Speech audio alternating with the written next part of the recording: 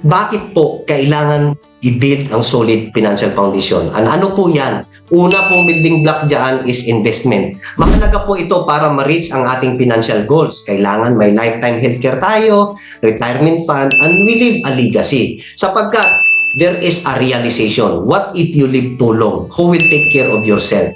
O, di ba? So, mapoprotektahan po ang ating sarili. Another is, we need emergency fund. Why? This is to protect your investment against put and take. At maka-avoid po tayo ng utang. If your income is just enough, meaning it is not enough. So, another block is the managed debt. Kailangan po nating mag-manage ng ating utang. I am not saying na hindi po tayo mag-utang, kailangan lang i-manage. Ano? Bakit po natin i-manage ito? Because utang is debt will make your income useless. Why?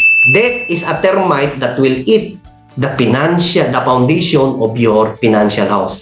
Who will take care of your family if something happened to you? Kapag kayo po ay back to the Lord na, di po ba? Who will protect your family against doon po sa pagkawala ng iyong income while nagbibuild po ng wealth? What if you die too soon? Who will take care of your family? Alam po ninyo, ang life insurance ay hindi magandang topic kasi usaping patay, but this is an income replacement kapag kinuha or way back to the Lord na. At least mayroon po tayong naiwan. Hindi matigil ang pag-aaral ng ating mga anak, hindi matigil ang magandang buhay ng ating pamilya kahit wala na po tayo.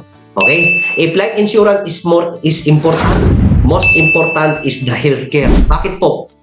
Present and lifetime healthcare fund ay mahalaga. Why? Sa isang sakit lang, you can lose everything. May investment ka, may bahay at lupa ka. Meron kang ipon. Nagbabayad ka ng iyong utang pero wala kang healthcare. Bago ka pa mamatay, dadalhin ka sa ospital, ang laki ng bill.